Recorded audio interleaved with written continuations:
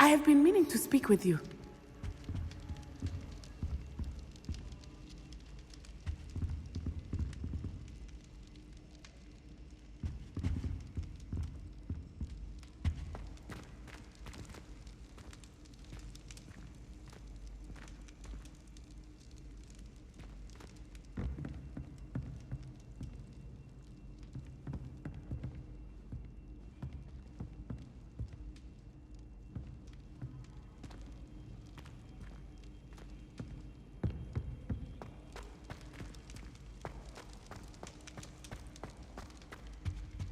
I have been meaning to speak with you. I still can't believe we escaped the Ashwinders. You may not realize it, but you are the talk of the school since you saved me that day. I wonder how everyone knows about it. I told my mother in the hope that she would be more forgiving of what I have been up to if it came from me. She likely told other professors, and news travels quickly. Unfortunately, she might, in fact, have been even less forgiving than I'd hoped. If she knew more about what you've done, I suspect she'd be proud. If she knew any more about what I've done, she would never let me out of her sight again. I'm sorry. Has Officer Singer done anything with the evidence we provided? She has not. Harlow is as strong as ever. Someone needs to stop him, whether it is us or Officer Singer. If someone had stopped the monsters like him in Matabeleland, my father would be alive today. What exactly happened to your father? It was a beautiful day. My mother had gone to tend to a neighbor who was ill, and so my father and I were galloping in the savannah. Galloping? Your father was also an animagus, I take it? He could become the most majestic giraffe, and he would carry me on his back, my arms around his neck. We were on our way home when we surprised a group of bandits who had come from our village. One of them saw me just as he removed a scarf from his face. He shouted, and then aimed his rifle. He didn't want you to identify him. Exactly. In an instant, my father bowed his neck to protect me, and was hit. As he fell, my father changed back into his human form. When the bandits saw this, they turned and ran in fear. Magic terrified them, and then he was gone. And it was all my fault. Your fault? How so? He died protecting me. If I had been capable of protecting myself, he would still be alive today. My mother and I tried to go on without him, but it became too much for us there.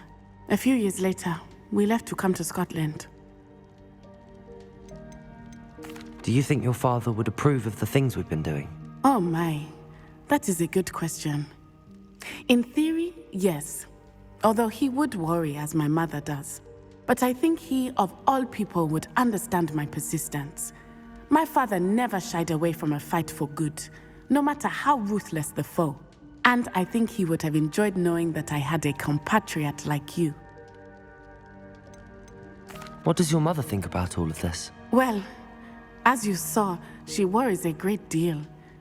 She is an excellent seer, but I think it bothers her to this day that she did not see my father's death coming. She misses him, as do I. So I believe on some level she understands my need to seek justice in a small way. But that does not mean that she likes it. Do you think taking down the Ashwinders will avenge your father's death? No. Vengeance is not what drives me. My father would not want that. He, and my mother, raised me to believe that it is a privilege to be able to fight for those who cannot. I know there is risk involved, but I feel it is worth it. I am glad you seem to think so too. I'm sorry, Natty. I can't imagine what you've been through. Your father sounds exceptional. He was. Truly extraordinary. And thank you for your kind words. We all have our burdens. My father had a saying about that. Yes, I remember. Rain does not fall on one roof alone. Exactly. Soon you and I will put an end to the Ashwinders, beginning with Harlow. And once he is gone, we will turn our attention to Rookwood. We are making progress, and we will succeed. Thank you again for saving me. You deserve all of the praise you have received.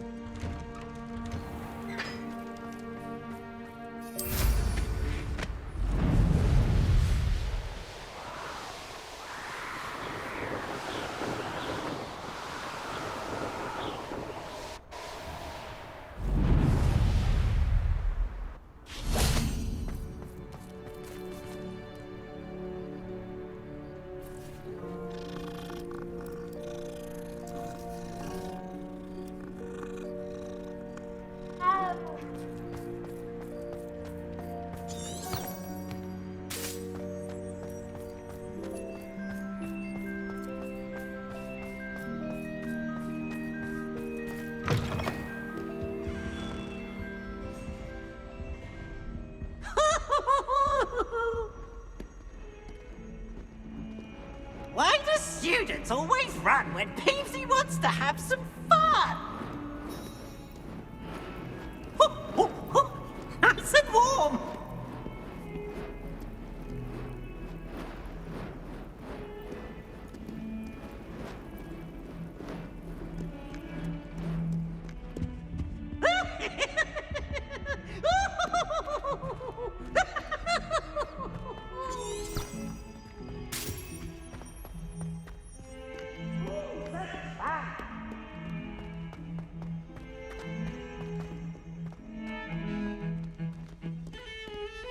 Now what am I supposed to do? Pardon me, is everything all right? No, it's not. We only had 2 bells to go, but she just had to go and spoil things. I'm afraid I don't follow. Who spoiled things? Also, what bells? Professor Black ordered Mr. Moon to take down the bells in the bell tower. Said they were giving him a headache. Those bells are a part of Hogwarts. I wasn't about to let that happen. So, I asked my friend Adelaide to help me put them back. We've always been a duo of sorts, Adelaide and Evangeline, Addie and Evie. Anyway, it was going swimmingly until Black started asking questions. Then she wasn't comfortable with our rule breaking. Now I'm stuck, unable to tell which bell goes where. If only 2 bells are left, isn't it fairly easy to tell which goes where? Easy for you, perhaps. I happen to be tone deaf. Mother likes to say I couldn't carry a tune if it hopped on my back like a chocolate frog. No point putting them back in if they don't sound just as they did before, for the sake of historical accuracy. It's certainly an odd decree, even for Black, taking down the bells for a headache. I agree. I thought it might also have been that they interrupted his hourly naps. That's all he does in his office, you know. But then I heard... Can you keep a secret? I can. I heard from Alice, who heard from Ollie, who heard from Eugenia, that it's because the bells reminded him of his wedding day. Breaks out in a sweat every hour on the hour, but mum's the word. Is it really that important that the bells go back up? Is it really that important? They're part of the school's history. Those bells likely told a young Merlin that he was running late to Charms, or called Ignatia Wildsmith to dinner. We can't simply fiddle with history. We're meant to be its stewards. Perhaps I could help put the bells back up. Really? Oh, that would be wonderful. The bells are in the bell tower just above the music room. You're certainly of more help than Adelaide. I imagine the bells are just inside in the bell tower.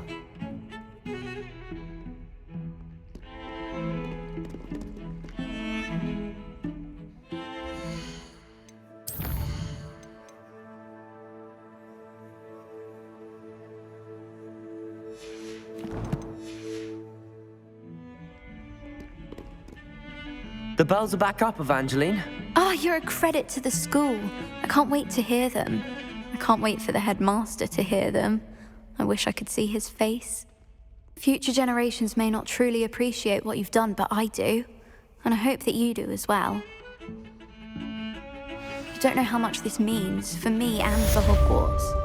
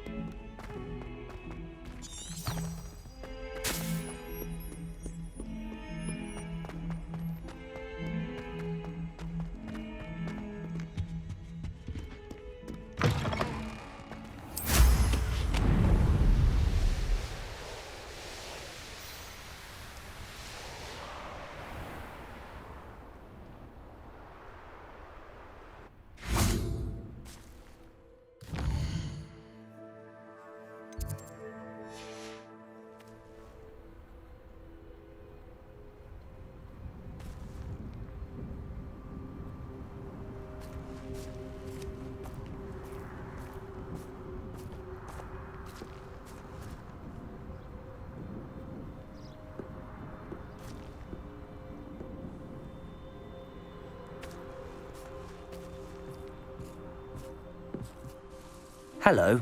Are you here for Summoner's Court? That I am. Don't expect to be as lucky here as you were in Crossed Wands. Speaking of which, care to play a match? Of course, Charlotte. Then may the best summoner win.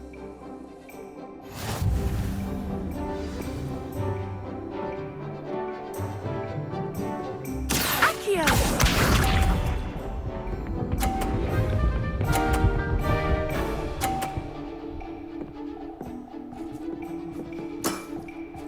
Precisely as planned.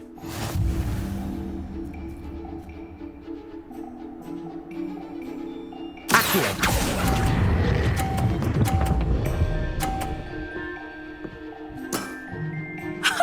Sting me with a billywig. I'll never top that. Accio!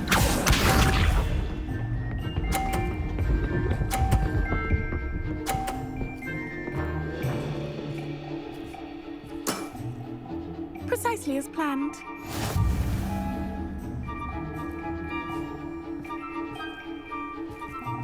Accio!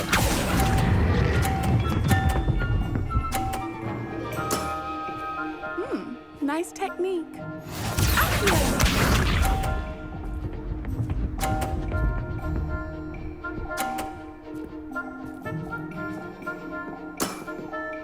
Precisely as planned.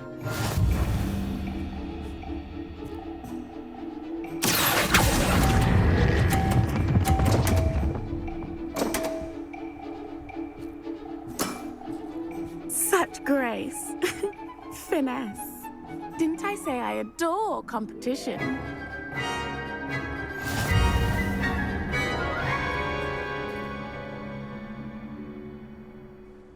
Hard luck. Care for another round? Absolutely. Don't count me out yet. That's the spirit.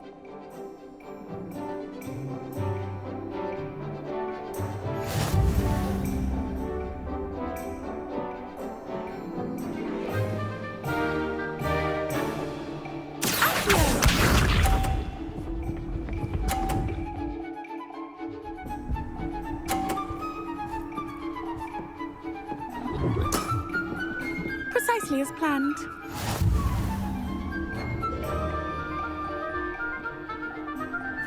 Accio!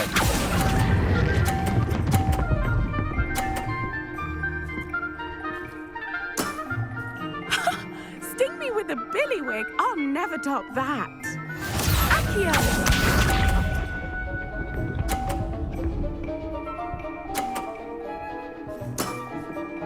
Precisely as planned.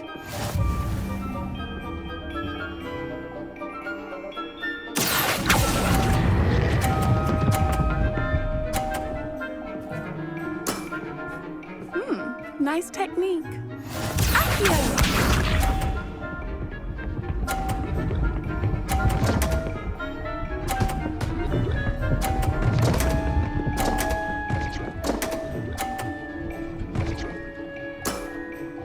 Precisely as planned. Accio!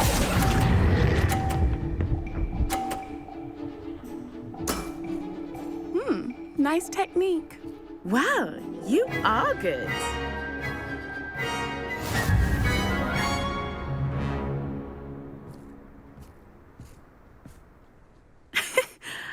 I'm not too proud to admit when I've lost. Where did you learn to play like that?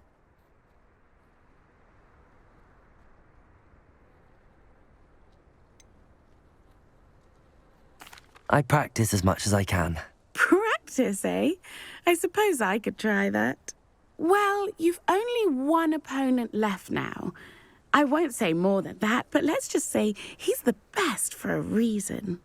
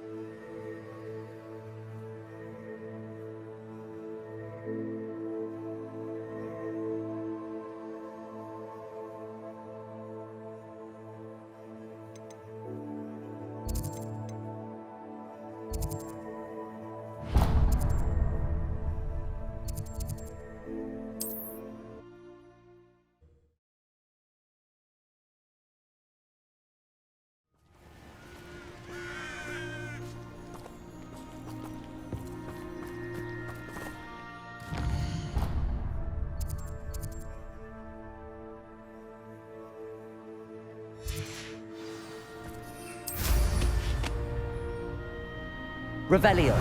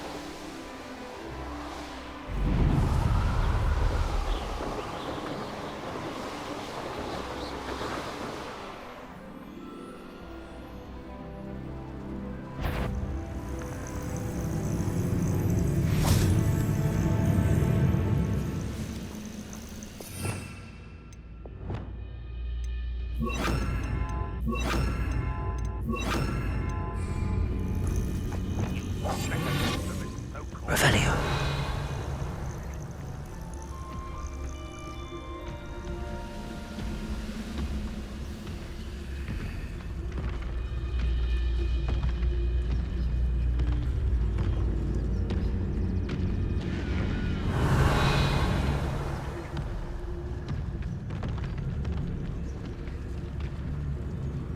Patricus Totalis.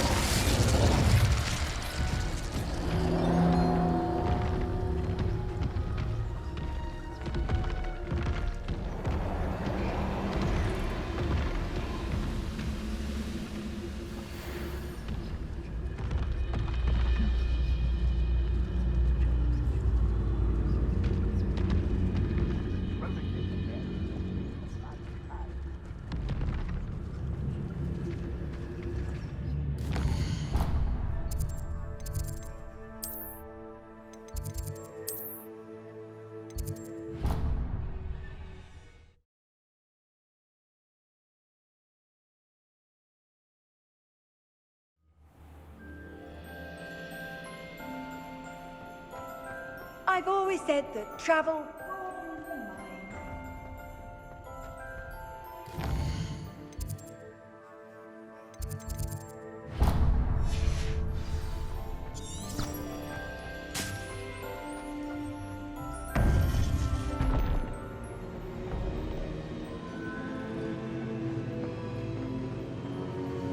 Welcome back.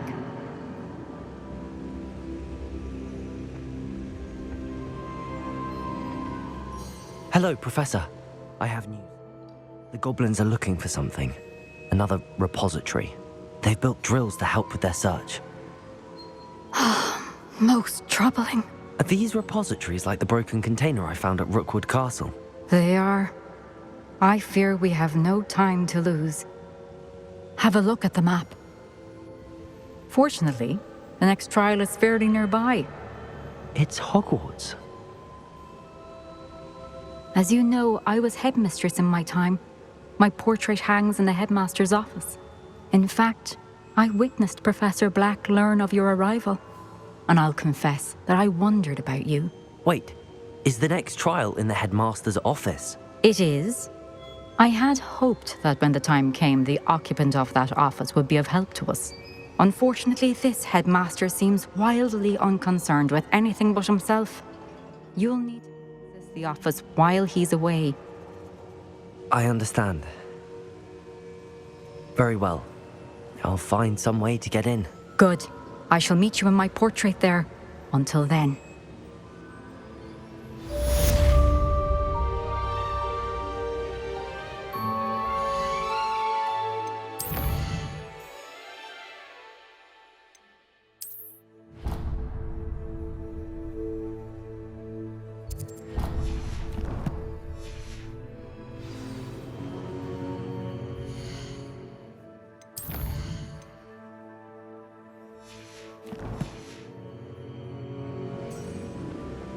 How will I gain access to the headmaster's office? Perhaps Professor Fig will know what to do.